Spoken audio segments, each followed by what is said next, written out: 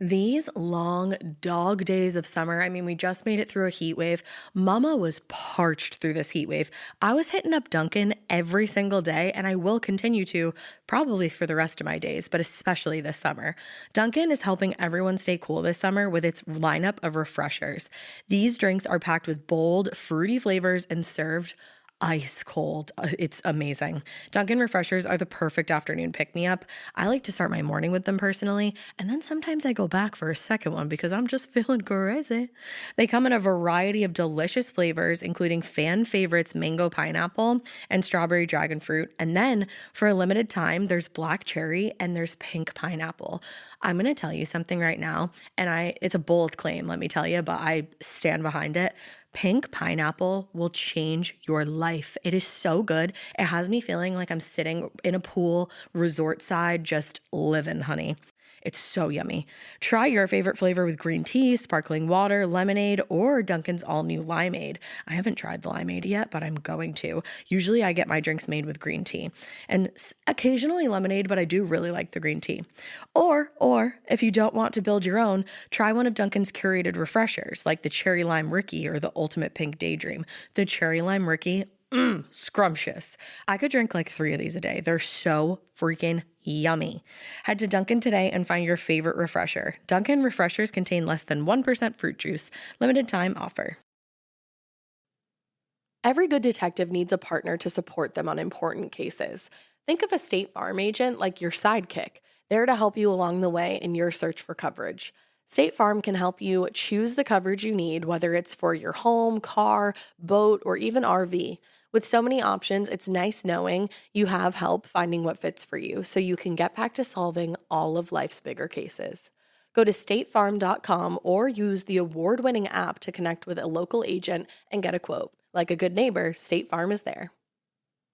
1 second, you're enjoying your day off. The next, your phone buzzes. A window's been broken at home. You're miles away. In 1 second, everything can change. That's why ADT's professionally installed security systems monitor your home 24/7. They're backed by the most company-operated monitoring centers in the industry, so you're always supported during an emergency. When every second counts, count on ADT. Visit ADT.com to learn more. Hey guys, Caleb from Horror Soup here, and I am delivering this message both to the Morbid and the Horror Soup feed simultaneously, so bear with me. But if you guys already know me, then, you're fine, you're good. But if you don't know me, like I said a second ago, I'm from a podcast called Horror Soup, and I've already started a podcast called Scream, which is a horror movie podcast that I host with Alaina from, well, you know where she's from. She's from here. She's from Morbid. She is from True Crime, and she's good at what she does. But now she's venturing into some other stuff, and we're going to be talking about horror movies every single week on Sunday starting today. So if you want to listen to the show, you can go ahead and, well, first off, you can keep listening to this episode if you want to just listen to it here. But if you want to go and listen to the other 2 episodes that are out right now, go and search Scream. That is SCREAM with an exclamation point in your podcast player. And you'll see a nice little colorful art piece, little piece of art. And that's going to be me and Alaina right on top of that. And that is our show. So go check it out right now. It's available everywhere. It's going to be coming out every single week from now on. And really just we're really excited to be announcing this. Our music is done by Ethan Hurt from Class of Nukem High. That is the music creator of Class of Nukem High, to be specific. And our artwork is done by Casey Booth, a really talented horror artist, and both just great people. Really glad that this is happening, and I hope that you guys enjoy the show as much as we do. So, thank you.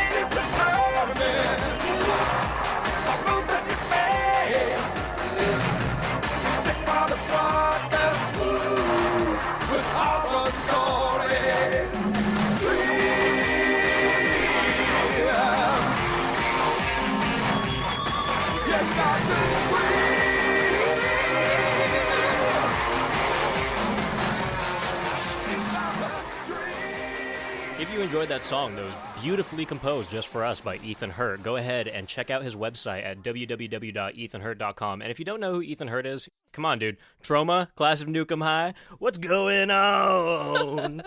What are you doing here if you don't know Ethan Hurt? Get on it, guys. Get on it. Get with it.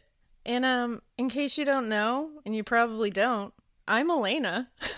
And I guess that would make me Caleb. I think I'm the other part to this. He is. He's the other half. Two halves make a whole. And this is our new podcast, Scream. Scream! And you have to say it like that because there's an exclamation point at the end. We're exclamatory. We're excited.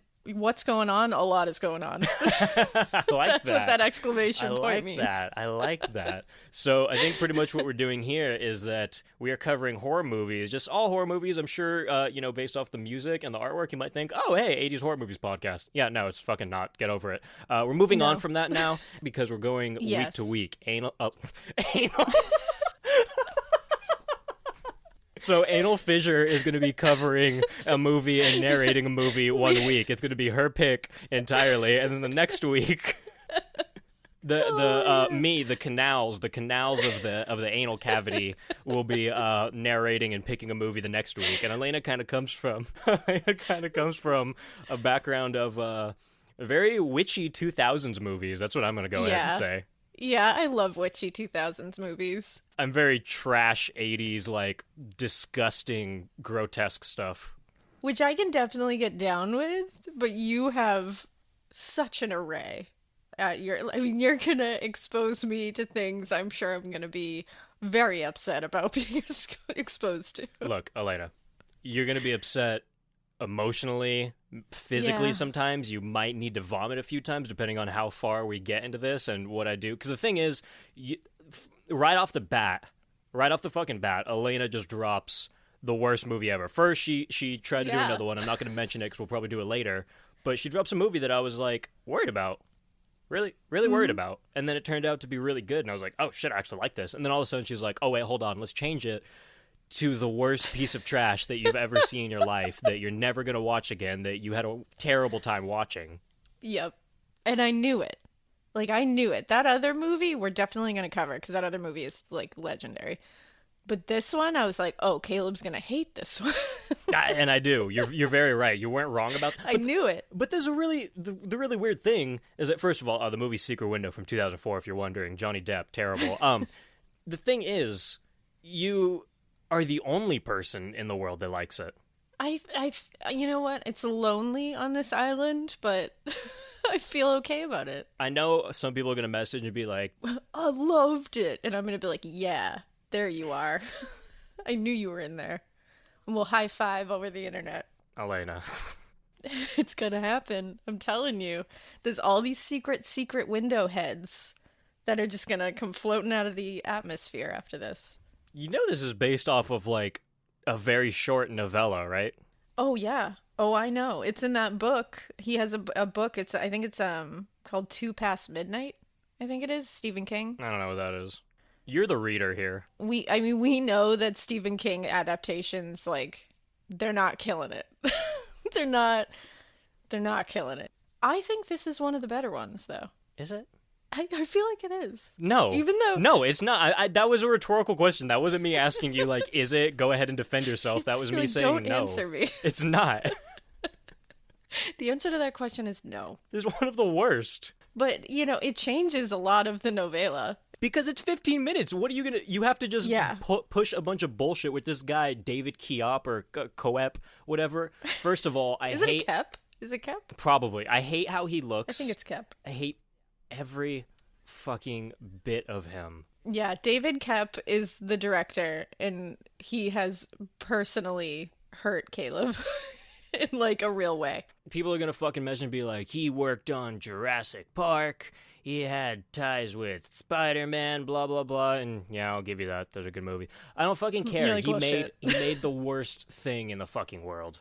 Well, and the problem with this, and we'll get into it, I'm sure, is that I feel like he took the opportunity with this movie to, like, show off all his cool film, like film class tricks That's that he what he learned did. in film school. Like he was like, look at this neat shot I can shoot for no reason. But you know what? Like, I don't know. He wrote Spider-Man, the original Tobey Maguire Spider-Man in 2002, 2 years before That's this. impressive. Yeah, but it's like, you know what? Wouldn't you think that, like, you know, maybe he'd look at some things Sam Raimi does and go like, hey, that's a good director. Maybe I'll use some of that. But no. He was like, I'm going to do my own thing and it's going to be great. And Caleb is going to hate it. You know, the thing is, I think this guy might be a kind of decent writer in, like, some things. Mm-hmm. But if you look at the things he's directed, you don't care. Yeah, it's true. You don't fucking care. It's really... You know what he directed? What did he direct? He directed that fucking movie with Kevin Bacon and Amanda Seyfried that I dropped for you. Oh, the new one. You Should Have Left? That's him. Oh, shit, really? Uh-oh. So I already know that I don't want to watch that now. I already knew I didn't want to watch it. But this was 2004. So maybe he's grown. He's grown I don't know, man. by 2020. You're going to have to vet that for me, and I'm still not going to believe you after this. I'll vet it for you because I love Kevin Bacon. So I will absolutely vet that for you just to watch Kevin Bacon. Anyone who wants to listen to my other show, Horror Soup, you'll see immediately that I don't like Kevin Bacon. There's like 5 different episodes where I express my hatred for Kevin Bacon and his wrinkly fucking body. So the fighting continues because I love Kevin Bacon. And you know what? I have this ongoing argument that no one thinks Kevin Bacon is attractive, and I know you fall in that category of the 3 people that do. You know what it is? It was from like Apollo 13. He looks like days. a fucking raisin. Yeah, I could see that. It's from Apollo.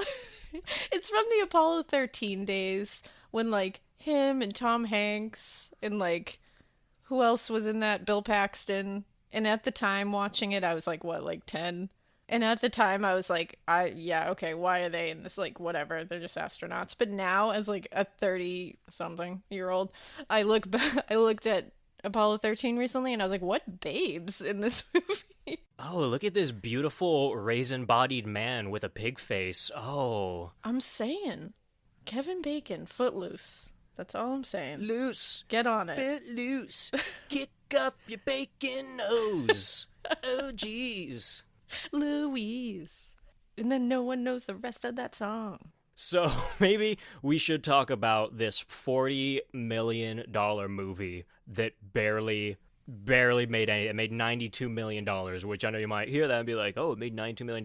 This is a $40 fucking million movie. Yeah. I know. You know, and... Oh, you want to talk about the Columbia Pictures thing? Oh, yes. Do you want to talk about that? Because I'm positive that when this came out and they saw how much this made, they were like, hey, so Keop or Kep, whatever your name is, I don't even know your name because you're an idiot. You made a movie with Stephen King's name on it. Mm-hmm. Johnny Depp was the lead actor, and you barely made double of the $40 million budget. You like barely got back what you spent. Yeah, you went a little over, and who knows if advertising is a part of that budget. I really hope it is. Oh, yeah. I fucking hope it is. It has to be. It truly has to be. So, Alaina, this is your pick. You're going to be narrating this, and I am going to stop you a good amount of times because I have my own notes, but I think I'm going to ignore those more than anything for my notes specifically on what David Keop says about this movie. You're going to be talking about scenes, and I'm going to be breaking down what he thinks is happening in the movie. I kind of love that. I'm down for that. You're just going to break in and yell about David Keop, Cap, Coop, Kabop, who knows? Yeah. Well, Rotten Tomatoes kind of agrees with you because it has a 46%. It has a 6.6 on IMDb, which I think is too high for IMDb. I think it should have like a 3. I'm impressed by that, actually. It's weird. I don't know. They're on some weird shit sometimes. To be honest, I was actually surprised at the 46% because I thought it might be lower because I know a lot of people did not like this movie. But like 46, that's, we'll take it. Look, here's the weirdest thing. I'm telling you guys, just watch the making of the director's thing on YouTube. It's like an hour-ish long. You're going to hate it, but like Johnny Depp is in it for like 5 minutes. Everyone, It's like true. fucking, I think Hutton was in it for like 2 minutes. Yep. Like, they're not in there really. It's just this director just talking about what he thinks the movie is for an hour. And I have this really strong theory in my eyes that he was just watching the movie on mute in front of him, and he was just going scene by scene because he couldn't even remember the movie because nothing happened in it. It kind of makes sense. I'm going to be honest. As much as nothing happens, I still love this movie. I don't know I can't hate it. I can't hate it. I can't do it. I want to hate it for you, but I can't.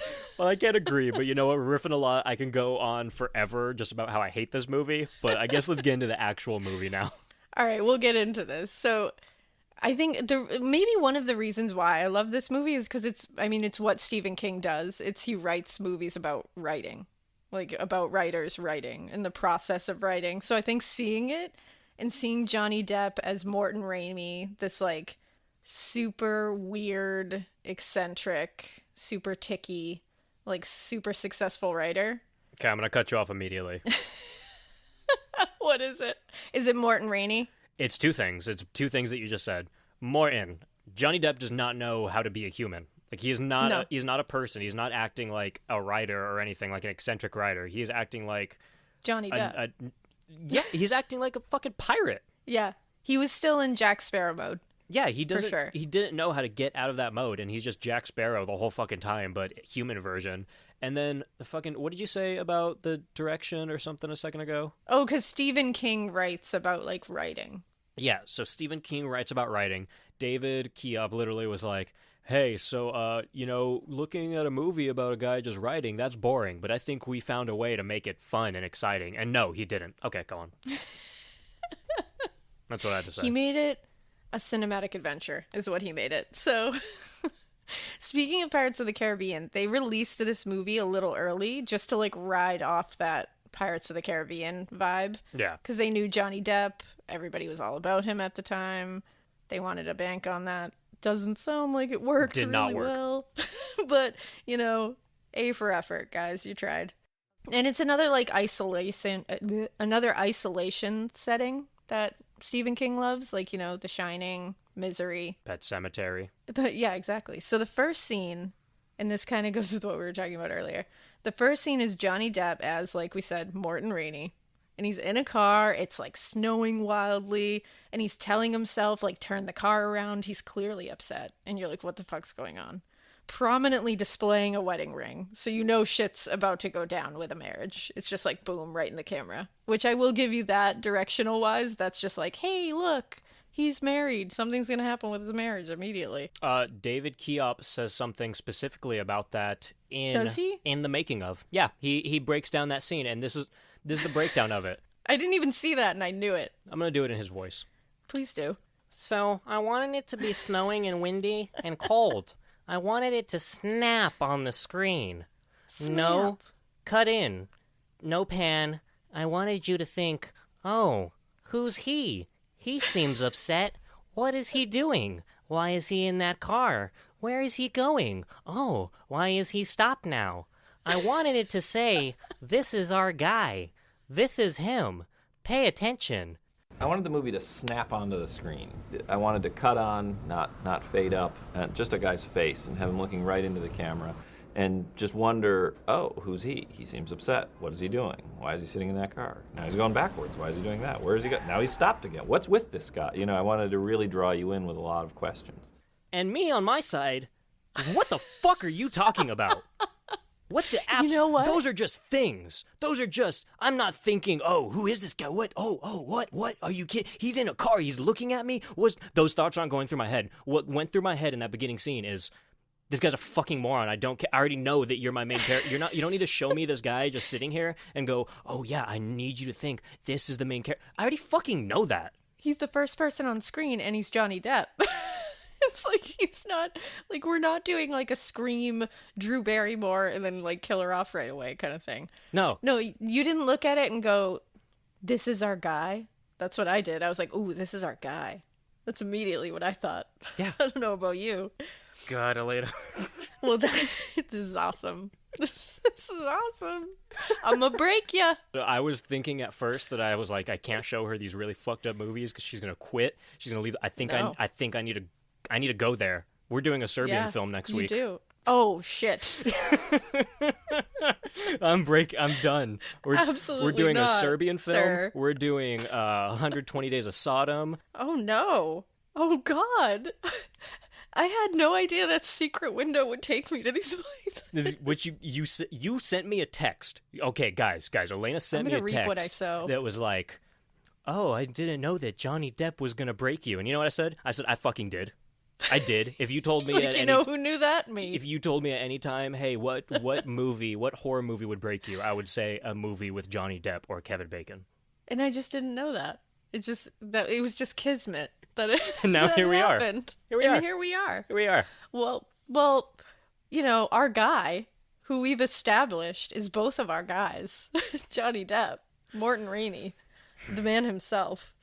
He's in the car, like, David Kebab said, is all the snow's going everywhere. Morton Rainey. Whatever. Do you know what that's based off of? Morton Salt, right? Because there is a girl with an umbrella on the fucking Morton Salt. Morton Rainey. And he also purchases Morton Salt later, just to be like, boop, bop. At the store. It's one of like 4 things he purchases. He does. It's true. Well, he's in the car. He's telling himself to, like, turn around. He's clearly upset. Shit's about to go down. And he squeals the car around. He's about to leave. He doesn't leave. He gets out of the car, goes in this, like, creepy motel. And nobody's at the desk. So he just grabs the keys off the wall, which I was like, first of all, how do you know which keys you're supposed to get? But I guess maybe he, like, creeped and found it out. We've all done that. That was one thing that the director did right. He was like, maybe I don't need to show him getting these keys in real time. But then he screws it up every other time in the movie. So, it's fine. So we'll take that. We'll take it. Well, he storms in, he grabs it, gets back in the car, and he drives up to this room in the corner of the motel. He, like, shines his headlights on the door. We watch from inside the car as he goes in the hotel room. And he barges in, and boom, there's what we know now is his wife, Amy, played by Maria Bello, also in Coyote Ugly, just saying. And she's in bed with a dude who is Timothy Hutton. We later find out his name is Ted. Of course his name is Ted. Dumb name. Everybody, yeah, you have to have a Ted. Well, and they have clearly fooked. And this is clearly Morton Rainey's wife, so that's no good. But one thing I did love was that they just have him scream in their faces. Like, he just leans over and screams in their faces. You want some on that? I do, because I loved that, because I was like, that's real. Like, I would have done that. I would have just screamed in their faces. You just ruined my whole point, but I'm still going to tell you what it was because I was going to argue against that. Ooh. I was already on the other side of that. So this is amazing. Kebab is like, hey, so I have this big thing about Johnny Depp's screaming scene. He's like, yeah, it has to do with Mario Bello and Timothy Hutton, or Maria. What was her name? Maria Bello? Maria Bello. Yeah, Maria Bello, Mario Bello. Well, fucking ever. Mario Bello. She sucks. He's like, hey, it's them in a dark room for 20 minutes waiting for Johnny to come inside and do this stupid fucking scream. And he's like, but you know what? That wasn't me. That was Johnny's idea. He wanted to come in and he said, quote unquote, I wanted to use my voice as a weapon. Oh, no. That's not what I want. Oh, that's good. not what I wanted. Thank you. I didn't want that. I hated that. We do put a little bit extra with his scream because that was Johnny's idea. He understood I didn't want to hear any dialogue, and he said, I feel like I want to just go up to the bed and scream at them, sort of like using voice as weapon. And it seemed like a great idea, so he did it. No, I didn't. Once I hear that, I hate it. Because I was just thinking it as, like, I would just be so, like, I can understand being so insane that you're just like, I'm so angry right now. All I can do is just scream, like, animalistically at you. He was fighting them with his No, hate that. Hate that a lot. And they edited his scream, too. Did you notice that? They, like, put, like, reverb and shit on it, so it's like, ah! It's like, ah! It's, like, crazy. Yep. And then we find out later that he actually didn't use his voice as a weapon. He held a gun at them. So wait, that he did? Work. Yeah, later in the movie. Is that like the reveal later? Yeah. And we'll see, like, later it's going to all reveal. You see that he actually was pointing a gun at them. So okay. So he did not use his voice as a weapon, Johnny. I do like the score of this movie, though. I always love in a horror movie or, like, a thriller when there's that, like, womp sound that comes. I always like a good, like, yeah, I like the womp sound, like that really, like, chaotic, like, cacophony of sounds just coming at you. Yeah, just Johnny I Depp always did screaming that. over and over again. That should have been the score. Exactly. It really should have. Well, so then we just end there. You're just like, whoop, and then it's this nice shot of, like, you know, the opening titles, the secret window titles. And we go to a cabin on a lake, and we pan into a secret window. Crazy. Did I mention the tagline? No, you didn't. The tagline is, "Some windows should never be opened." That's just a statement. Sure is. It's not a Sure tagline. is. Like, you know what? Some windows are secret. No, that's ridiculous. We should call it Secret Window. I think that was like their original title, and they were like, "We can't name it that." Yeah, they were like, that's too long. So let's use it as the tagline and really draw people in. Made me want to see it. I was like, really? Did you watch this in theaters? I feel like you watched this in theaters. I did see this in theaters. You did? I did. That's unfortunate. It really is. That would have been a movie that I asked for my money back on. I would have left. I walked out of it and I was like, what a masterpiece. I'm into it. I would have left 15 minutes in. I would have been like, "Hey, this was the ending. Whoever I'm with, you can stay and watch it. Tell me if I'm right." And they would have walked out. They would have been like, "Yeah, you're right." I loved it. But you know what? I asked John, my husband, I was like, do you remember watching this movie with me? He did not remember 1 second of this movie. So it Why would made you? quite an impact on him, as you can tell. He was like, no, I did not see this movie. I was like, you did. But Good. Thank God. cool. Super glad it marked itself in your soul. So we scan right through the secret window, which will become important later. Like a little secret window in this cabin on the lake. And we're going in. We got like the dog sleeping in the corner. There's a desk with a laptop open. And it's the beginning of a novel. So he's writing a novel in a cabin on a lake, like we all do. And the novel says, on the screen, you can see the beginning of it, and it says, 4 days after George had confirmed to his own satisfaction that his wife was cheating on him, he confronted her. "I have to talk to you, Abby," he said. "I... ...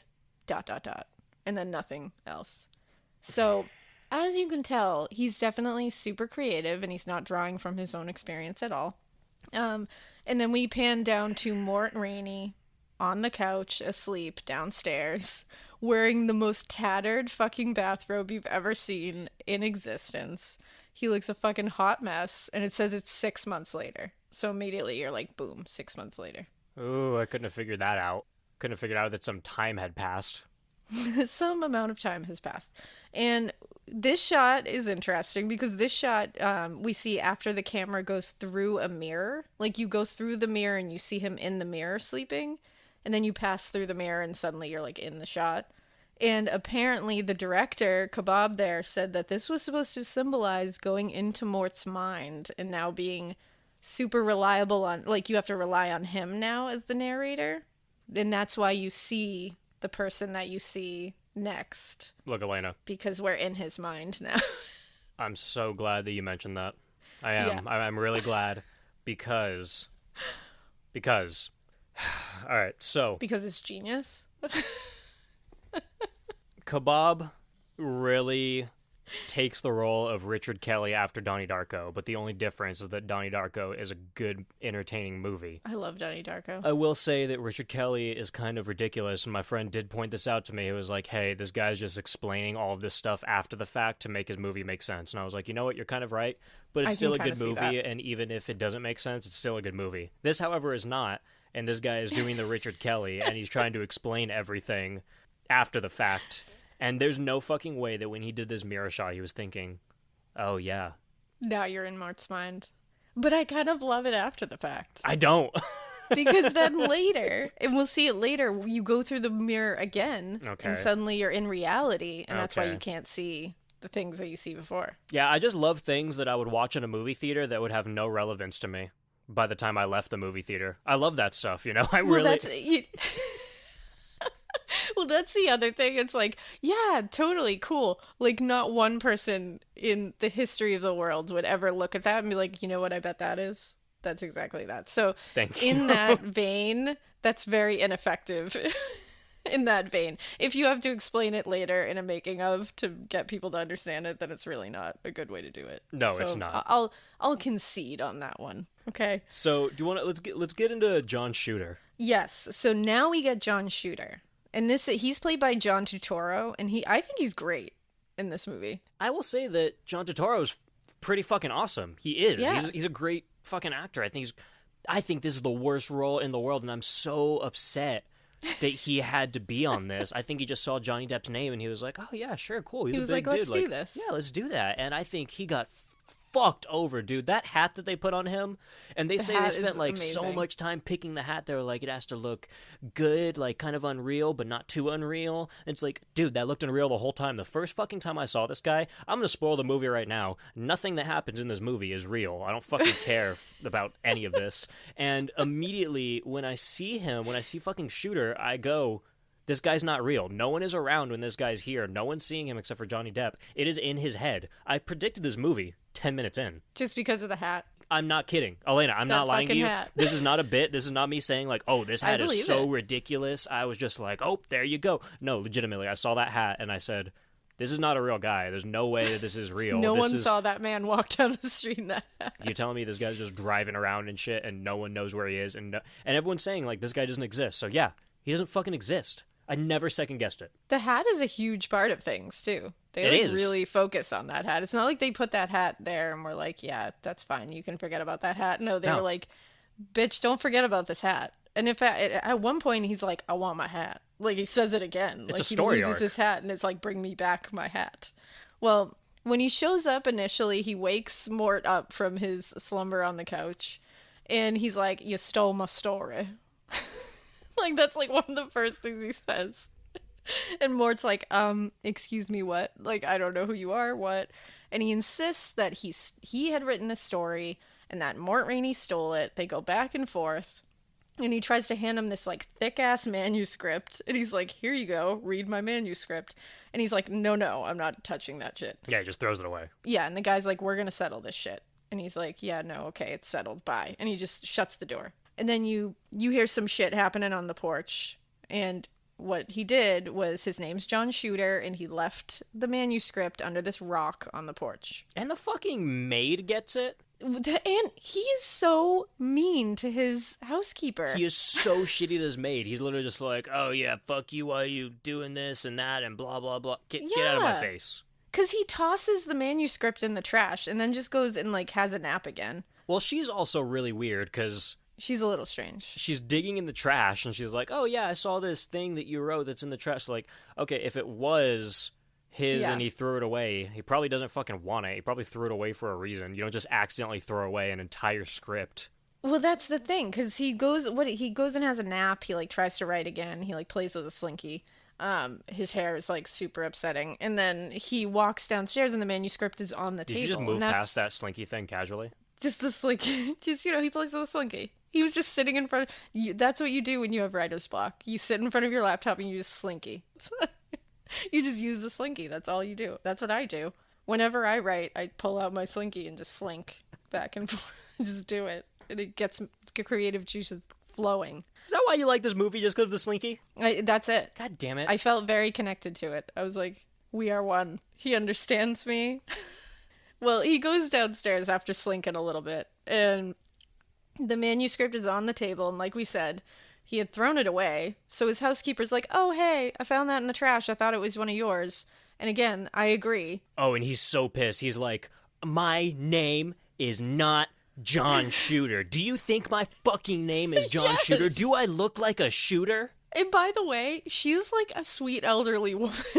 Like, I was like, you need to calm down. And then she's like, oh, I thought you were using one of those, like, pseudonyms or pen names. And he's like, no, I never have. I've never done that. And she's like, okay, like, chill.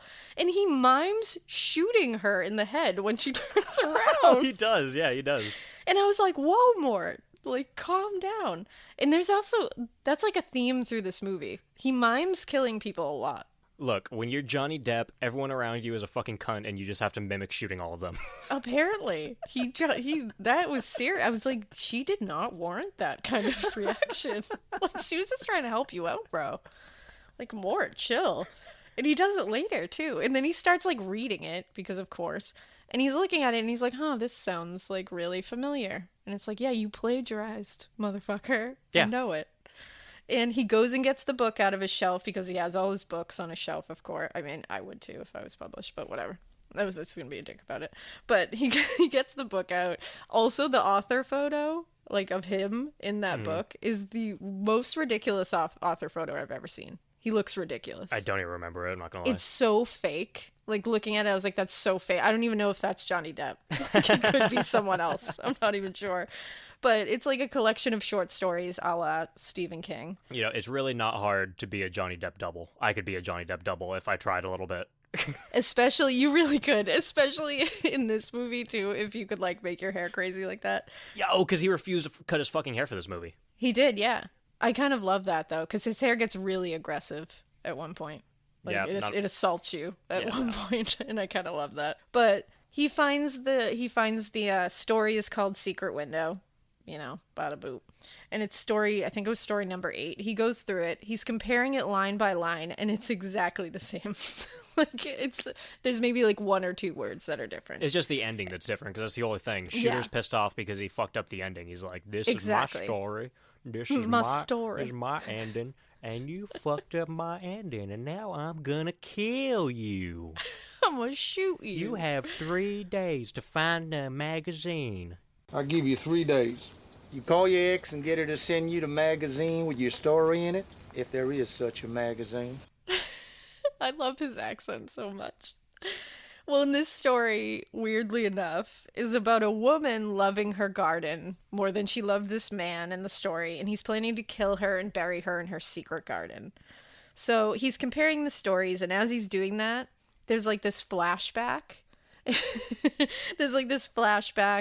And it's him in that cabin, and it's his wife, now ex-wife, Amy, and she's up there with him, and she like moves, and she's wearing the robe that he's wearing. It was her robe. Now you're like, oh, there's that. Wearing it all the time. And he wears it all the fucking time in this movie. I hate that robe so much. Like, I understand because we all have a robe like that, but like, stop. Just stop. Don't wear it all the time. And it's ripped. I sold my robe. You sold your robe? I sold it. I sold it. It's You gone. didn't just give it away. You sold I it. sold it. Got like $13. Sold that shit. He could have given this robe away. He should have sold his status as an actor after this movie. Wow. I'm Shots saying it. fired. I'm fucking saying Shots fired. Johnny Depp, you're not invited on the show, no matter what Oh, Alaina man. says. Oh, no. I need to say. Cut. Well, either way, he's in this fucking robe.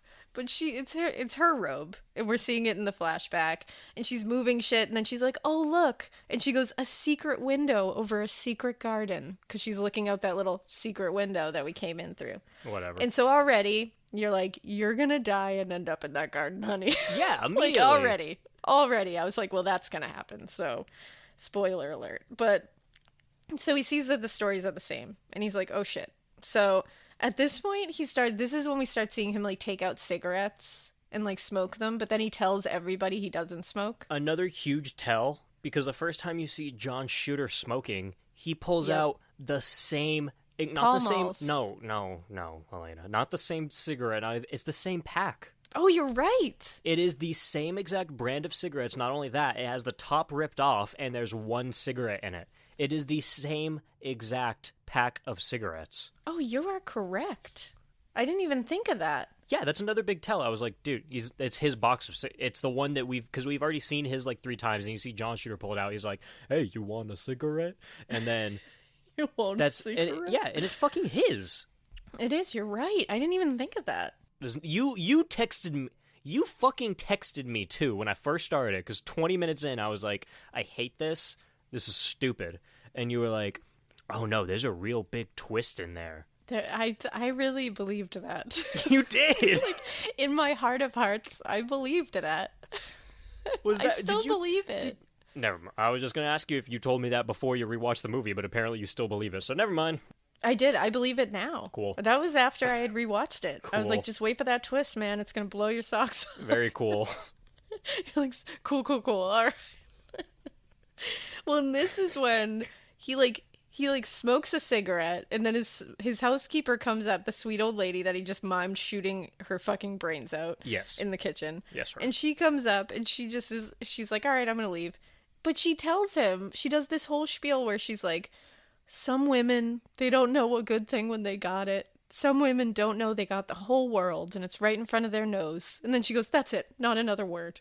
And she goes to walk downstairs, and again, he's like, fuck you, I hate you. Like, he's so mean to her. And I was like, she's just telling you that, like, she's sorry your wife cheated on you and she thinks you're wonderful. Like, why are you being so mean, Mort? Like I said, we're just living in Johnny Depp's world. We are, because it doesn't make any sense. And then I loved it, though, because she's like, you're a good man, Mr. Rainey. And then he replies, you too, Mrs. Garvey. And I loved that. I was like, okay, I love that. But so again, he takes one of about a zillion naps again. He's always napping on that couch. He's mumbling and just being a dick. And he's freaking out about the story. He's like, I didn't steal it. I know I didn't steal it. He's freaking out. Falls asleep. Of course has a dream about John Shooter. Because now he's going to be paranoid as fuck. I'm going to spoil it. This is the dog, right? This isn't the dog yet. We're not there yet? God, how are we talking about this much? I know. It's hard not to. There is a dog, though, so you know the dog's going to get it. Yeah. Anytime there's a movie and a dog in these movies, you're like, oh no. And which I hate. It's the worst part. So a phone call wakes him up. Of course, it's Amy, his ex-wife. She's just, pretending that she gives a shit. And she's like, I thought something was wrong with you. And he starts miming strangling her over the phone. Oh, yeah. Immediately. Like, calm down. But she does mention in this phone call that he was influenced at times by Jack Daniels. So you start to see that, like, okay, like, they had other problems in their marriage. It's just kind of, like, setting up the whole, like, sometimes he drinks too much. And so I think that's what's setting up later. Like, is he crazy? Is he drunk? Is he this? It's like, we don't know. And she does mention the possibility that he once did plagiarize. Yeah, she does. Like, she does say, like, you didn't do this, right? Like, you did it before, motherfucker. Well, because they have this whole thing. They're alluding to, like, oh, like, the cops are doing it, she's doing it, everyone's doing it. Like, is this like last time? Is this something we can handle? Or is this, and we're like, what the fuck is... They never say what last time was. No. I'd have no idea what they're talking about. He just says at some point, like, I took care of that and I never did it again. And, like, you didn't talk about it, right? And she's like, no. But they mention it so many times that I needed to know what it was. Because they mentioned it, Me too. 7 times? What do you mean influenced, anyway? I don't know. Like by another story? Look, forget it. Mort, you swore the one time was the only time. Forget it, please, please. Just forget it. Come on.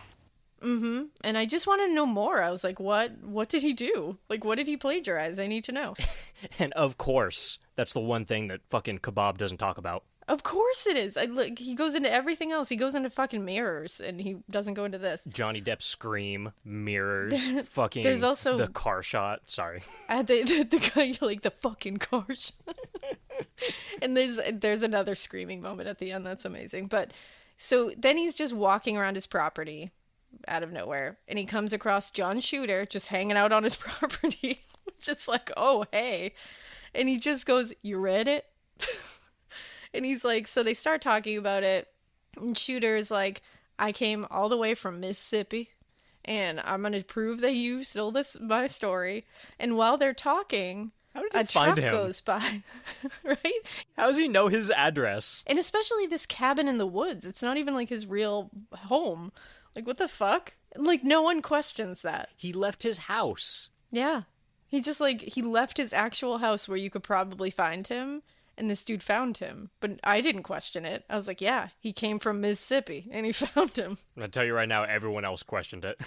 I think everyone around me did, but I was like, I'm involved. I suspended reality for this in a big way.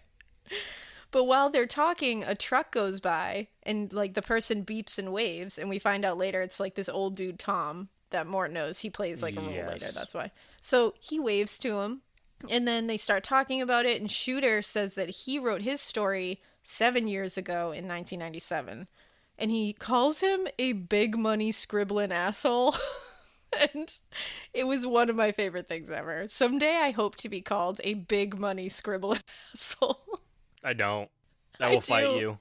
I strive for it. Not you, Elena, but if anyone calls me that, I will fight you. I'm gonna fight you. Just the figurative you out there. I will John Shooter you. I will find you. From Mississippi. I'll come from Mississippi and find you in a big old hat. And Mort says he wrote his in 1994. So he's like, I beat you by years.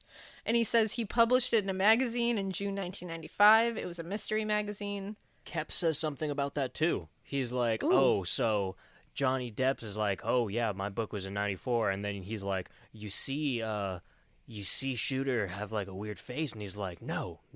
And he's like, he does that because if he actually did write his before his story, then he's not real. Oh no. Yeah, this is the guy we're dealing with. I'm really glad I didn't watch this making of, because it would probably ruin a lot of things for me. I watched it twice. I'm not gonna I turned it lie. off the second time. I didn't finish it. I turned it the fuck off the second time. I was pissed. It's true, because Shooter, like, flips out. Like, he flips out and calls him a liar, no way.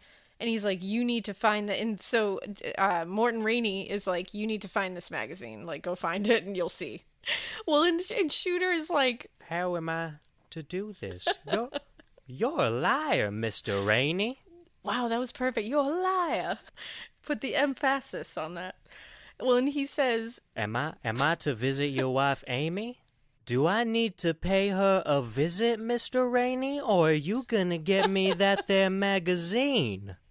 And then he creepily tells him that he read that on his book jacket. And he does this, like, weird-ass smile. He's like, read it on your book jacket. And I was like, gross. I would immediately vacate the premises. I'd be like, all right. He put his address on the jacket of his book? Well, I'm like, what? Yeah, why? No one questions that either. I'm like, you didn't know where he lived off the book jacket, you idiot. Like, what? And this is the time when he offers him a smoke and he pulls out the pack. So that's the time that you were thinking of. This is when he just gives him, like, the 3 days. Yeah. He tells him, like, you need to go home. You need to give me the magazine. Go home, get that. So this is when he goes home. He falls asleep. You see the dog go out the doggy door. And immediately you're like, well, that dog's going to die. Well, because he doesn't care. He just sees him go out. He's like, whatever. Chico? Chico, don't be discouraged. All right, go ahead and be discouraged, you blind bastard. See if I care. And the dog's name is Chico. He's just like, yeah. Chico. You blind bastard. It's an actual blind dog. It's so mean because he's really blind. Yeah, he's actually blind. That's a for real blind dog that they had to like. He was like, oh yeah, he had the owner out there whistling for him, so that's why he kind of turns around and comes back. I'm like, you're talking to me about a fucking dog turning around and coming back and going out a doggy door interesting thing. on your fucking making of? That's what you're talking about? You're talking about that. That is just a thing that he fucking did. Of course, a blind dog is gonna turn another way and then go wherever the sound is coming from. You're so fucking stupid, dude. I hate this guy. I really do. Well, and it makes me sad because so Chico leaves and it's getting dark and Morton Rainey just goes to sleep on the couch. He doesn't even care that his dog doesn't come in. Out at like the night in the forest. Yeah, it's true. And he gets up. He goes outside because he doesn't see Chico when he wakes up. So he sees that the porch light is smashed. And there's a note that says, you have 3 days. I am not joking. No police. It's like, whoa. All right. So he goes over and there's a sheet on something, pulls the sheet back, and there's a dead Chico with a screwdriver through his neck. And he goes to the cops. Yeah, that's not cool. And this cop is like... he's played by Charles S. Dutton. His name is fucking Ken Karsh in the movie. Yes. And he's like, oh, sorry he threatened your life? And then Depp is like, well, he put a screw in my dog. And the guy's like, huh, doesn't seem that important, I guess. Yeah, he's just like, nah. He must be a cat person. What? And he's like, yeah, go call someone else. No one seems concerned about this at all. No one cares. He's like, go call someone else. This isn't my job. Yeah, like, shit happens, I guess. That sucks. He's like, call a vet. Call a vet. I don't know what to tell you. I can't fix that for you. He's dead. This is a Stephen King movie, I know, but we are not Pet Sematary. You're in the wrong film. Yeah, wrong one. Chico is gone, I hate to tell you. Well, and so Ken agrees that he'll be his security, and he's going to do, like, surveillance for him. And so he was like, I also want to be there when you show Shooter the proof. So Mort heads to Amy's house, which is his former house that she now owns. And he pulls across the street, which is weird. Like, doesn't pull in the driveway and just, like, waits. And then she and Ted, the dude that she was fooking earlier, come walking out all dressed up. They, like, kiss. And Ted is like gesturing to the house like he's gonna renovate something or something, which would go up my ass sideways. So I understand that. Like, Oh I yeah, understand well, because this that. guy is a fucking dick. It's like He's it's a dick. legitimately another person's house, and he's Yeah. acting like it's his, and it's not. Yeah. Like, I know you're dating this girl and she's living in it, but it's not your house. But it's like, dude, that's not your. And Ted and Amy are very unlikable characters. Like when they finally, They don't even like each other. No, and when it finally reaches the end and something happens, you're like, I don't even hate that. It's another movie where you don't care about the characters who died, so it's like You don't whatever. root for them at all. You really don't. I cared about Charles Dutton dying. Yeah, I cared about that. I cared about that in a big way. Well, this is when he's sitting there and he watches them kiss and he says to himself, this is not my beautiful house. This is not my beautiful wife anymore. This is not my beautiful house. This is not my beautiful wife. David Alaina, Byrne talking heads. So, biggest issue. I've said that a lot, but I'm gonna, yes, number one biggest issue, because at first I texted you and I was like, you know what, the only cool part of the movie was him Yep. saying, this is not my beautiful house, this is not my beautiful wife, and then when I watched the making of and everything else, it just pissed me off more and more, and when I like thought about it again, I was like, I don't like that, and and in the making of, they show him saying it like again, and I listened to the way he said it, he's like, this is not my beautiful house, this is not my beautiful wife. You just took one of my favorite songs from one of my favorite bands from one of my favorite people of all time. Like, David Byrne might have been a little weird with the whole like Tom Tom Club thing and all that, but Little like he's a creative guy that, you know, he does what he does. But, you know, beside that, I love David Byrne. I love his music, and this Yeah. made me so fucking angry. And you love this film. So it's good that they came together. It's good that it all came together for you. I want to hurt myself just for having watched that. Wow. I feel powerful that I did this. I really do. I feel power like coursing through my veins right now that I've done this to you. You were saying this might not be the first episode, and I think it has to be. I feel like it must. It must be. We're setting the tone. We're setting the tone right. Your partner on Morbid, because you are, I guess we haven't said that, you were also on Morbid podcast with very good friend Ash. I love Ash. With Ash. Ash has requested movies on Horror Soup before, and I've done it. You guys did The Craft together. Yeah. I was fine with that. That's fine. And Ash on her own was like, you have to do Ma. And I was like the worst piece of shit I've ever seen in my life. Like, very much up there with this. I'd rather watch Ma than this. She was really into that one. Very much rather watch Ma than this, though. I'm going to say you did. Wow. You fucked me over way Wow. worse. I'm so happy. Way more. Like I don't know how to say that's that. like a badge of honor, a little bit.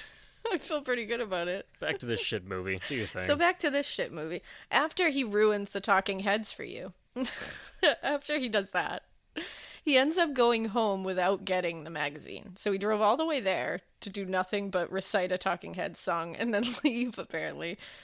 And he goes back, and Ken is there. Ken says he's checked the place, but he makes him check it again. And he's like, all right. He was like, I'm pretty sure that he was like, you know, you're going crazy, but I'm going to stay overnight. Let me know if you need anything. Once he leaves, as soon as he leaves, he thinks he sees somebody in the house. And it's like, immediately. And he starts like smashing things. He smashes a window, like a mirror. He smashes this mirror with a 3-second hesitation. Yeah. Like a 3-second hesitation, and on like a 5-second count, and then he audibly says, huh, I killed a mirror. I killed a mirror. And my shower door. And it was a rat. It was a rat. And it was a little mouse. And he takes the little mouse outside, and guess who's outside? John Shooter. As soon as Ken leaves, John Shooter's just there, always. And John Shooter says something like, sounds like you pitched a fit in there. And then he's like, yeah, you stole my shit. Like, he just goes through the same thing. Every time he sees John Shooter says the same shit, just says it differently and more flowery. I will say that. It annoys the shit out of me. Oh, it's funny. My note right here is, what the fuck is up with Shooter's voice and dialogue? Exactly. There you go. Because I was getting annoyed. I was like, all right, we get it. He stole your shit. We know. He's going to give it to you. You want proof. Yada, yada, yada. Yeah, because Deb he is asks all him, like... Sorry, Deb is... I'm going to play this out. Deb is all like... no, this is my story. And then Shooter goes, you know it isn't, Pilgrim. I want my ending changed back to the original. You know what you did. That's the end, Pilgrim. That's how the story ends, Pilgrim.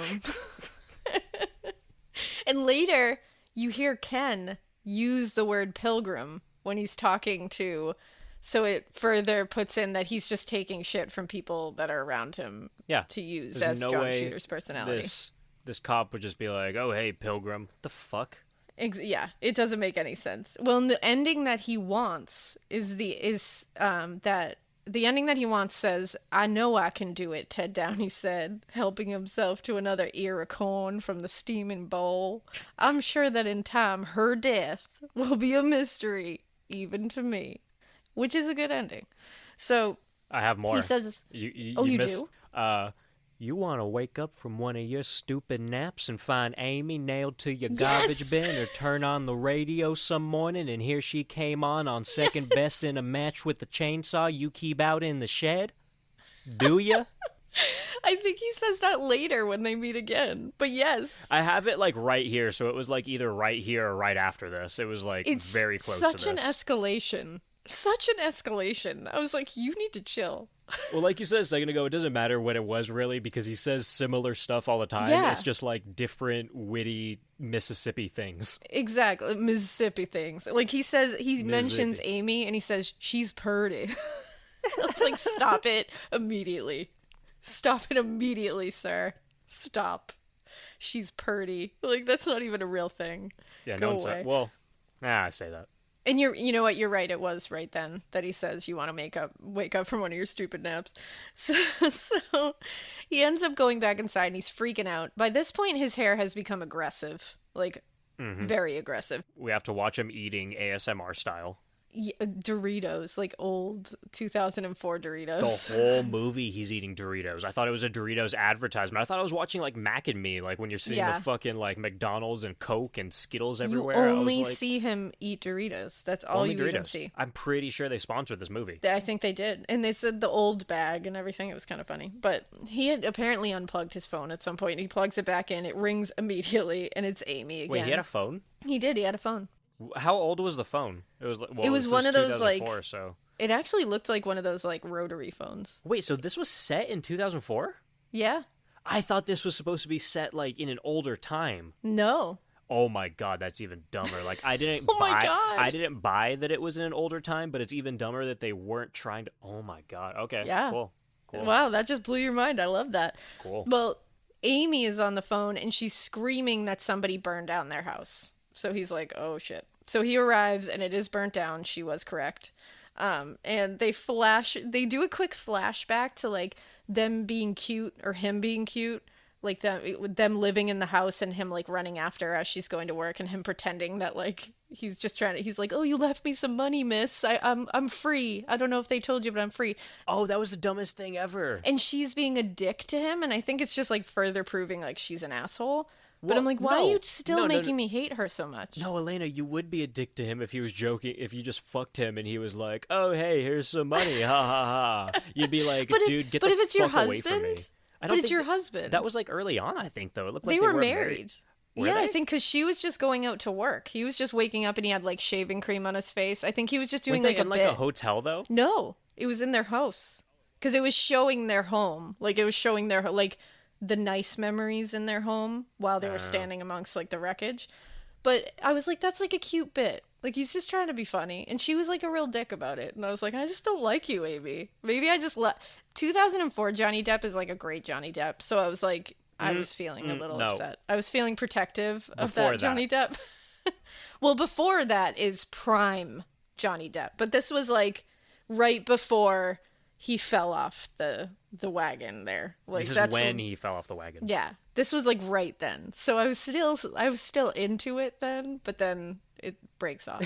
But either way, I felt protective. Except for Tusk. In this part,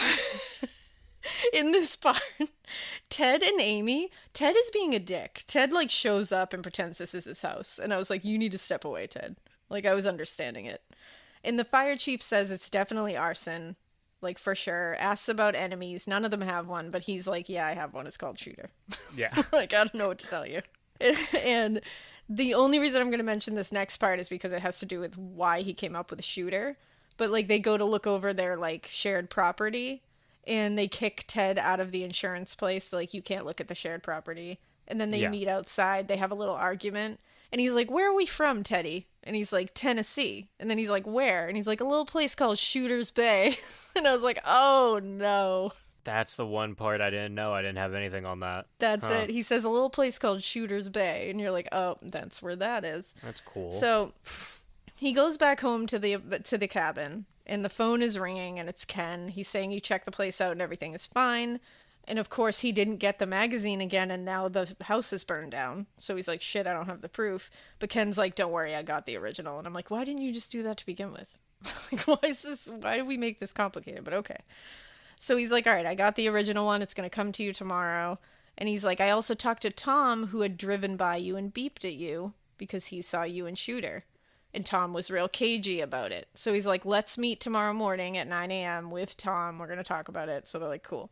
This is when he starts having, like, TMJ issues. Also, by the way, this is when he starts, like, really aggressively, like, cracking his jaw. And I was like, what's happening? And this happens a lot during the movie. And I found, like, a reason for it. But this is, when it first happened, I was like, are you okay, sir? But he wakes up late, so he misses the whole thing. And he ends up, I think, like, he found Shooter's hat outside his house that morning, which I never understood really the reason for that, but... He found it in his house, right? Was that this part, or was that later? I think he found it, like, on his porch. Yeah, it was, like, on his porch, like, he opened the door, and it was right there, and then I think a little bit after, I might be jumping ahead, but Shooter does show up, and he's like, bring your manuscript, bring your bruises, and bring your 6-gun, pilgrim. Pilgrim. And yeah, then he's like, I want my hat back, by the way. Well, he ends up going to meet Tom and Ken, and they don't show up. So he's like, fuck. So he goes to the meeting place, and that's when Shooter shows up. And he's like, or no, actually, first, I forgot, he sees Ted at a gas station in town. Oh, yeah. And that's when he has the confrontation with Ted, and what Ted is talking about is the divorce. He wants him to sign the divorce papers, and he's like, you need to get out of my life. Yeah. But Mort thinks he's talking about, he thinks that he sent Shooter as, like, a hitman, basically, to, like, intimidate him into signing these divorce papers. So they end up talking about two different things to each other, and Ted goes to punch him and punches the window. Dude, because Johnny Depp has fucking cat-like reflexes, right? Apparently, and he just, like, moves over and he punches the window, and he's like, haha. He goes, bummer, Ted. That's what it was, He leaves. Yep. So then that's when he goes, and he ends up answering the phone, and Shooter's like, meet me at the same place. So he meets Shooter again, and Shooter's like, and he sees the car that Tom was driving before parked there. And he's like, well, shit, it's Tom. And he sees Tom. Well, Tom has a screwdriver through his head. He's sitting in the front seat of the car with a screwdriver in his head. And Johnny Depp jumps. He's like, oh. Yeah. And Ken, the security dude, is in the back seat with a fucking hatchet in his neck. I don't even know why he was with him. Because he was supposed to be meeting Tom, because they were going to meet, what's his name? Yeah. Oh, yeah. This is when, so he sees these two things. He's like, what the fuck is going on? And then he locks eyes with a squirrel in a tree and passes out. Yeah, why did he pass out? He passed out just because, I think, from seeing dead bodies. I think he just, like, was like, but he saw the shit. squirrel. He didn't pass out from the dead bodies. He passed out from the squirrel. He passed out after locking eyes with a squirrel. Like, having a full-on moment with a squirrel.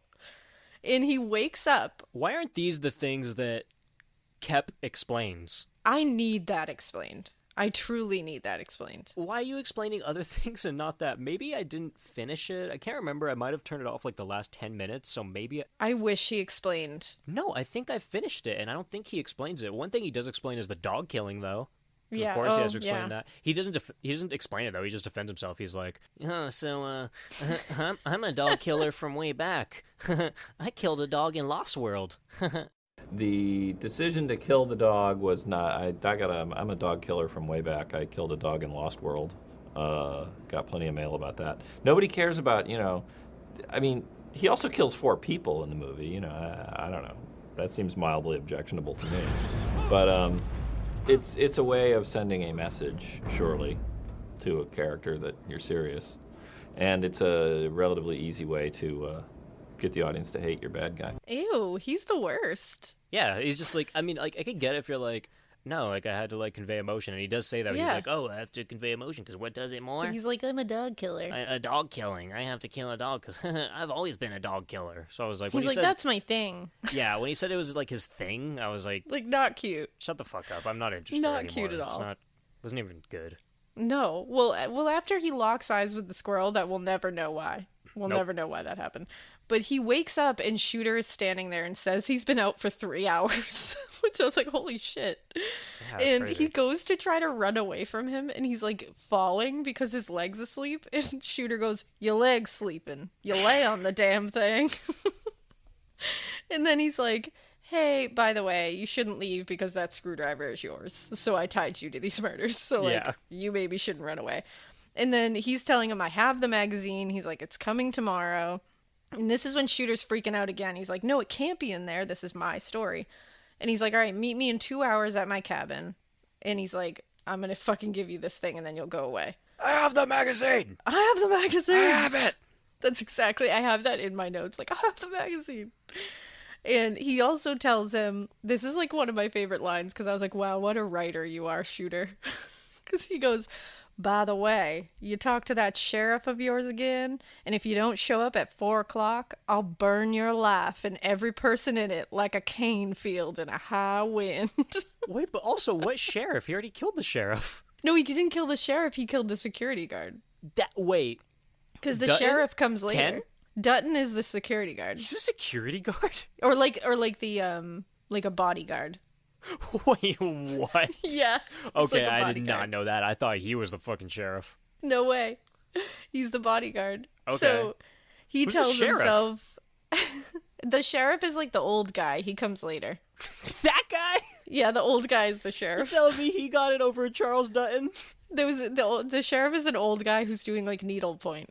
Are you When fucking he's talking kidding to me, him. dude? I remember him now. Okay, that pisses Well, me and off. Shooter tells him, I will leave you alone and I will turn myself in if you show me this proof. Okay. And he's like, and you know what? To be honest, I'll kill myself before trial because if I'm that crazy, that's what I'm going to do. And then he goes, listen, you got my hat. I want it. And then You got my he just hat. leaves. I want want it. my hat. I want it. So he ends up like taking care. He like, rolls the car off a cliff, and then just Literally. a casual cliff that comes out of nowhere. And he goes home. The phone is ringing again, and of course it's fucking Amy again. I'm annoyed at her, so I understand. And she's being annoying, and she's acting like she's worried about him, and that she cares fucking at all about him.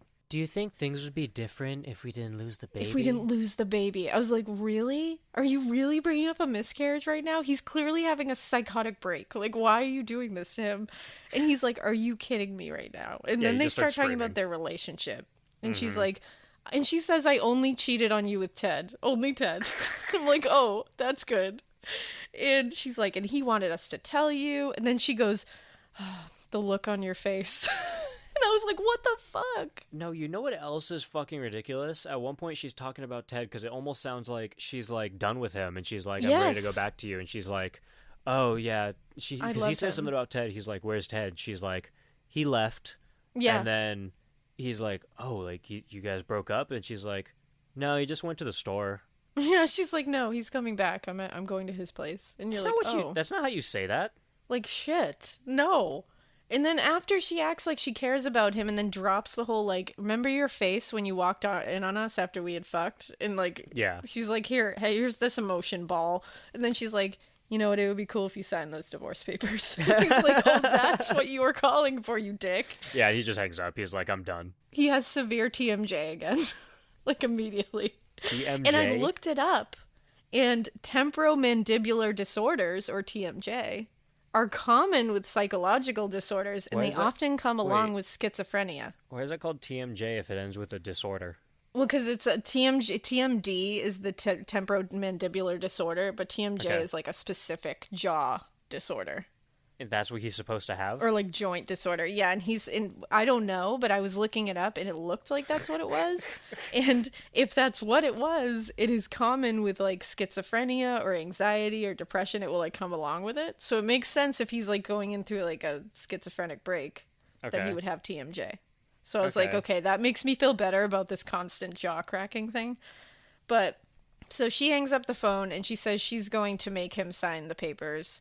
Ted wants to go with her, but he's like, no. She's like, no, stay here. So this is when he goes to get the manuscript from the post office, and the girl behind the desk like flirts with him. She comes back later. And so he ends up seeing the sheriff briefly too, the old sheriff, and he's real suspicious of him. But Ted had decided to follow Amy to the cabin. Amy shows up. Or no, excuse me, before Amy shows up, this is when he has his, like, total breakdown in the cabin. Yes. Punches the window or something like that, right? Yeah. Because he opens the package, and the magazine is in there, but his story has been cut out of the magazine. Yeah, it's the whole magazine aside from that. Yeah, this is when he makes him, like, totally break. So he ends up having a ton of TMJ. He's looking in the mirror a lot. He puts on Shooter's hat. And he starts talking to himself as Shooter, as him. It's like he's fighting suddenly himself. Yeah, he's saying like, you remember Shooter's Bay, Pilgrim, you made this up. It's like these flashback things of like him in Shooter's like point of view. But you know what really fucking pissed me off? It just goes to him and you look at him and it's just him like slowly putting on the hat like Darth Vader putting on his helmet. Yes. I was like, what? You did not just fucking do that. And he's just walking around the whole time like, I'm Shooter now. Look at my big ridiculous fucking hat. And you realize that he got that hat at like an estate sale when he was with Amy once. He just like put it on in a mirror and was like, my name's John Shooter, or like I'm from Mississippi. Like I'm a dairy farmer from Mississippi. And that's the whole explanation. That's it. Yeah, that's it. He just put that on. And so he's yelling at himself. And then they do that thing that they do in The Craft where he looks in the mirror and he turns to the left and like his reflection turns with him like the opposite. You know what I mean? Like it's not a reflection. And then Shooter shows up and is standing on the stairs. And again, they're talking back and forth. You see the flashback of him creating Shooter. And then he's like, you need to fix the ending. Yeah. And this is when Amy pulls in. And Amy pulls in and all the pages are everywhere from the Secret Window story. The one that was cut out of the magazine. They're floating everywhere. Just flying around ridiculously. And also they had you go through the mirror again. So now you're in reality. And that's why you don't see Shooter again. Not taking that. According to the director. Yeah, not taking that. I'm not taking that. I won't believe it. But she walks in. She sees all the papers everywhere. The place is ransacked. She's like calling for him. She sees the Jack Daniels on the table and she's like, oh, he's probably just drunk somewhere. So let's go find him. And then you start seeing that Shooter, the word Shooter is carved into various places in this house. I have that right here. Why'd he carve it in the fucking wall? The last thing it says Shooter's here and it's fucking Johnny hiding behind the door. It says shoot her. That's what it shoot says. her? Yeah, it says shoot her. You're kidding. No. No, it says shoot her. What? Like meaning shoot your wife. Oh, shut the fuck up. It did not. Because she's seeing all these and she's like, what is Shooter? What the fuck? And then she sees him with the hat. The door is closing and next to him it says shoot. And then as the door closes, it says her. Oh my God. And he's talking in the accent and he's telling her Mort's dead. And then he has scissors. He chases her out the door with the scissors. She grabs her keys, tries to start her car. He breaks a window with a rock and drags her out of the car, like while she's going. Without removing the accent. I am so sorry, Mrs. But right is right and fair is fair and something has got to be done. Yeah, he's full accent this whole time, which I appreciate. And she ends up kicking him in the nose, so he's like bleeding everywhere. She runs out to the back. He ends up pushing her into a rock. She slams her head.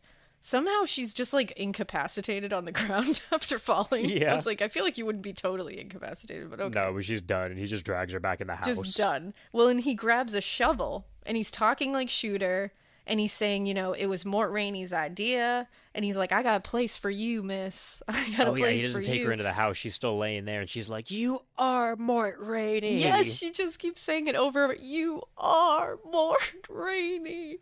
By the way, I want you to know that none of this was my idea. It was Mr. Rainey all along. You are Mort Rainey. I got a place for you.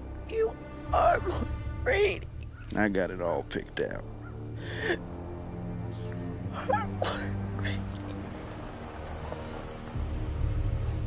Do something. And then Ted pulls up, and we see Ted come in, and I was like, oh, get him. I was like, get him, Shooter, get him. But Mort waits until at the back door until Ted comes through the porch, and Amy's yelling for Ted, which I was like, stop yelling for him. You're like bringing him to his death, but okay. And he runs out the back door, and Mort just takes the shovel and just brains him with the shovel as soon as he comes through. And I'm going to say, least satisfying shovel-to-head noise I've ever heard in my life, easily. I agree. I wanted it to be like a crack. Dunk! And he just went out. It really was. It was like, dunk. It was ridiculous. And he ends up chopping him with this shovel. Chopping him up, which I was like, all right, I get that. That's pretty cool. And he goes over to her, and he's reciting the end of the story.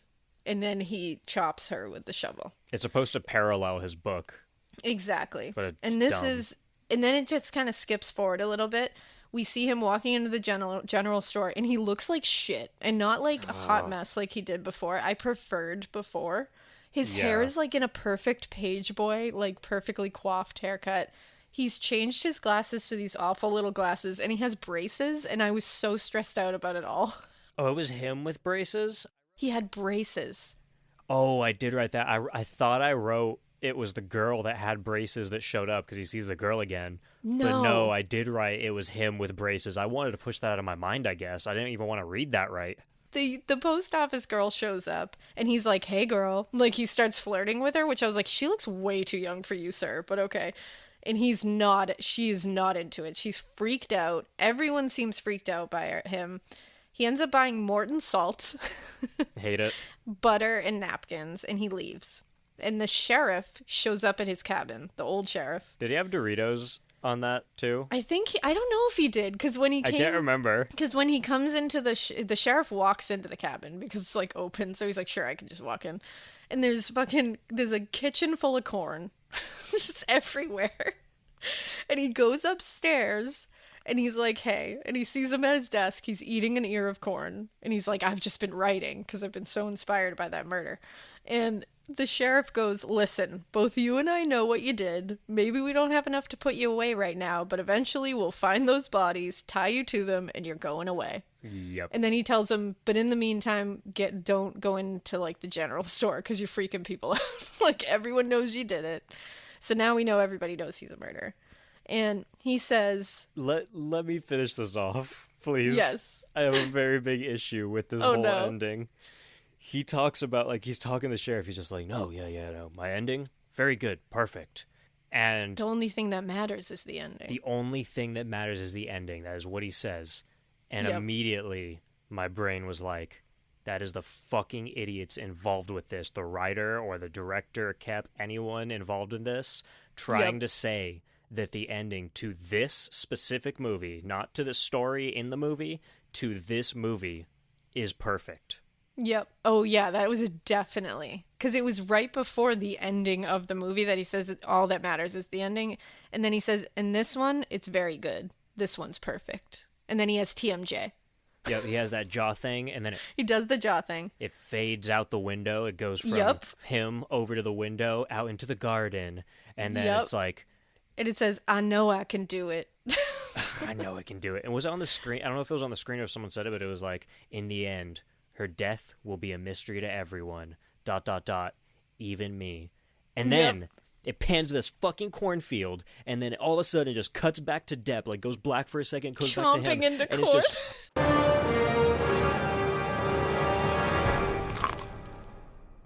with his fucking braces and everything. Big old braces right up in the fucking screen, just biting this fucking, just crunching this corn on the cob.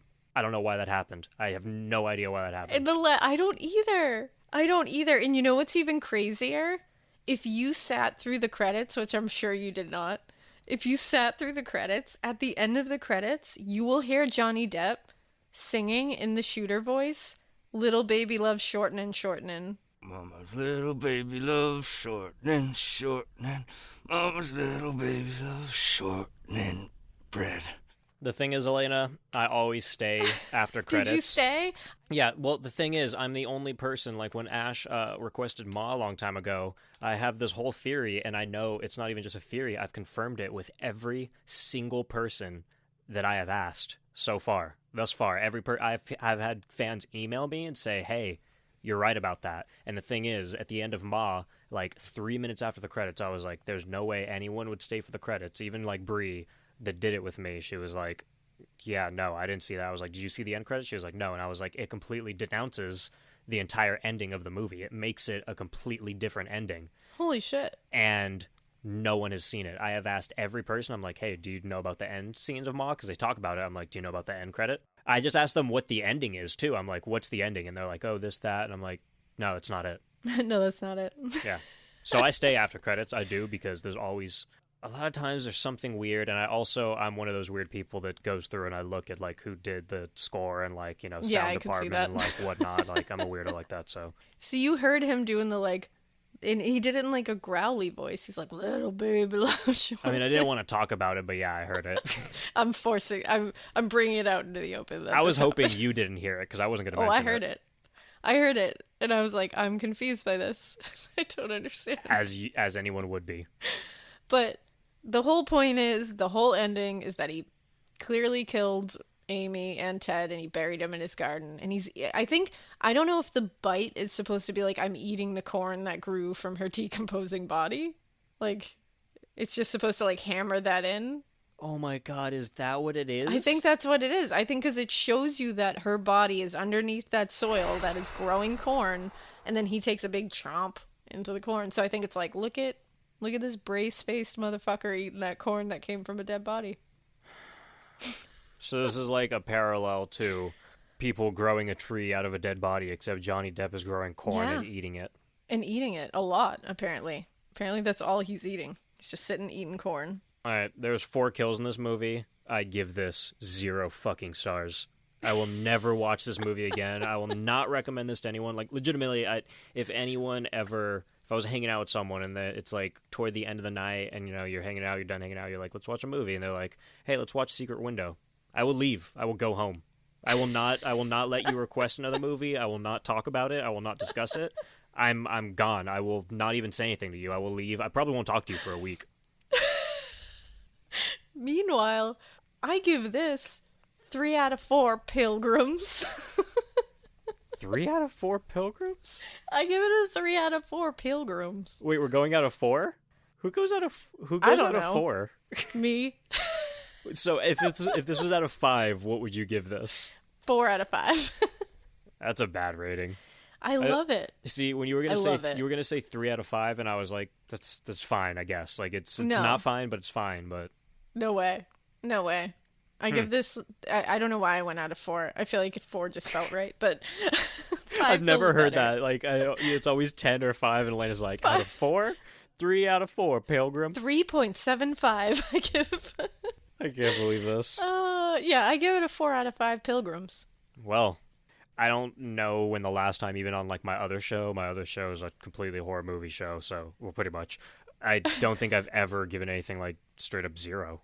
Yeah. But I give this a 0. I feel pretty good about being able to do that for you.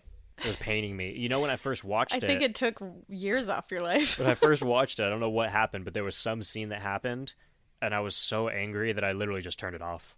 Wow. I just turned it off. I went back to it like 4 hours later. Wow, I love that. I feel really good about that. I'm not gonna lie. I feel great about that. I'm a little nervous of what's to come my way, but as like retaliation for that, but you know. I tried doing something. I tried to threaten Alaina with doing like all 27 Amityvilles, and she was like... And I was like, let's do it. She was like, oh yeah, cool, that sounds good. And I was like, what? I've tried to do this with like 9 other people, and they've all told me that they weren't going to talk to me anymore. No, I was like, let's do this. Yeah, so now I'm thinking I have to go really brutal with you.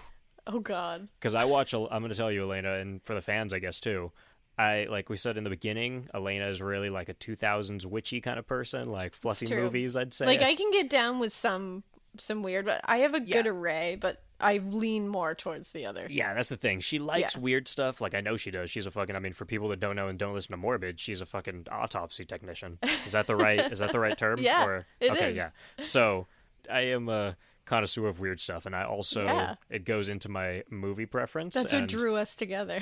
Yeah, exactly. And I have a very big taste for fucked up movies. I'm actually doing one of the first really fucked up movies on Horror Soup pretty soon. And, I think I'm going to get you back with some, because I have a lot in my docket. I'm a little scared. I have a lot.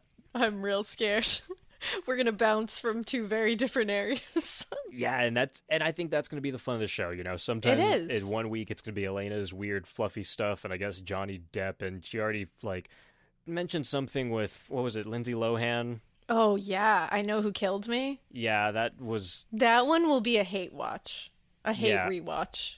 Oh, okay. So at least you're not going to like it, because I'm not. Yeah, gonna that like one that. will be fun to make fun of because Okay. that's a true train wreck. But it's one that has to happen. But yeah, it'll be stuff like that. I mean, the first movie that me, you, and Ash and Bree ever covered together was Jennifer's Body. Yeah, I love that flick. Yeah, that one I love, and I do love a lot of, well, some movies from that era. I'm going to say some. Yeah, I'm going to say just some. we won't go as far as a lot. Yeah, I'm going to say some at best. But, you know, it's going to be very two different worlds every week, and I'm pretty excited So for it's this. something for everyone. Maybe not on my weeks. Yeah, something for a few people. We'll lose a lot of listeners on my weeks. Oh, well, hopefully everybody enjoyed Secret Window. Go watch it. No, It's great. don't say that. Don't say that. But It's great. is that the end of the show, Elena? It's about the end, right? I'd say so. So I guess we should do a couple things. First of all, since this is the first episode, and I guess I'll do it a few more times before I get bored, thank you to the fans and the people that are listening to this this Yeah. new show. Thank you if you've taken time to let us travel through your ear meat. Ear meat, that's a term. We Okay. appreciate it. Oh, if you do like us, go ahead and review us, because, you know, iTunes Yeah, do reviews that. kind of bump you up and whatnot. It's good stuff. Yeah, 5-star reviews are loved. I don't think we haven't set everything up yet, but as of this time, email us at screampodcast@yahoo.com. Couldn't get the Gmail. You can follow us on, it was Instagram at Scream Podcast. Follow us on Twitter at the Scream Pod. It's official. It's there. It's set in stone. I think that's everything. I didn't make a Facebook. You can. I literally don't even do Facebook I on actually anything hate else. Facebook. I so fucking hate it. I fucking hate it. If you don't want to make one, I don't care. If you want to make one and just not do Yeah. anything with it, just leave it there and just like do the, you know, Instagram thing where you go share to yeah, you Facebook. share to both. Yeah, That's we could do basically that. what we do. We could do that. And I think the last thing is we mentioned a little bit, but we have other podcasts, and you have other one do. or another one that we didn't mention. So do yours first. I have another podcast called Morbid, a true crime podcast. So you can find us anywhere that you listen, and you can follow our Twitter at a Morbid Podcast. Instagram, I think we're just at Morbid Podcast. Morbid Podcast. And you can also go listen to our Parcast podcast called Crime Countdown, and it's also me and Ash. And it's like top 10 list and shit. I don't really know. You can follow us at Parcast somewhere, but there you can find it. It's on Parcast. You Go can follow listen to it. Parcast. Yeah, it's in Parcast. You can find it. Follow Parcast, go review it and whatnot. It's still fairly new. Well, I guess it'll be a little bit less new once this comes out, but But it's still in its a little bit in its infancy. Morbid is like the veteran. the veteran. That is the veteran. I have Horror Soup, which is, I guess, my veteran that I've done like forever. If you listen early on, I did it with my friend Bree. She doesn't have time for it anymore, and that's what's going on. And I'm going to force her back into it eventually. It'll happen. But for now, I do like horror movies, and I cover them with other guests, like directors, actors, just my friends sometimes and whatnot. And yeah, Horror Soup, you can find that anywhere. Just search Horror Soup. I'm not going to give you specifics. You can find it. It's the fucking internet. I also have another podcast called I'll Suck Your Blood. That's a vampire movie podcast, and we pretty much just cover all areas of vampire, but I do that with my buddy James from Night Shift Video. Really cool guy. Again, find us some places at I'll Suck Your Blood. And Jim Tan Laundry. That one you can find in even less places, but if you go to like a podcast player and search Jim Tan Laundry, you'll find my Jersey Shore podcast that I do with Bree and my buddy Sean, and Bree kind of has time for that one. She has a little bit of time for that one. We love Bree. And again, I think I'm gonna do it. I don't think I have to do this here, but again, thank you to Ethan Hurt for our music, man. It's fucking awesome. Yeah, thank you, Ethan. And thank you to Casey Booth for our artwork too. Yes, Casey Booth. Both of you guys absolutely Legendary. killed it. Like, you helped make this show what it was. Yep. And personally, I want to thank you, Elena, just for coming to me with this in general. I think this is fucking awesome. This is something I've always wanted to do, like specifically with you. I love that. This is just great. I mean, I've said it before on my show, and I think on your show, but you and the horror show and last podcast on the left, you were the 3 top ones that inspired me to ask Bree to start a podcast a couple years ago. So I love that. I love you, Caleb. Thank you so much. And thank you for doing this with me. You're the only person I would want to do this podcast with. I was immediately like, yes. My heart. My heart. Even though I hate you for doing this movie. Even though I've destroyed your soul, and you'll destroy mine, I'm sure. I'm so excited for the show and what's to come. And again, thank you guys for listening to the first episode. Yeah, thanks so much, and come back. Do we do a sign-off? What kind of sign-off could we do for this? This show is the rage. Show's the rage. Caleb and Alaina came over to play. The stars were harder, talking away. What's going on? It's the nuclear ray. Caleb and Alaina, the show is the rage.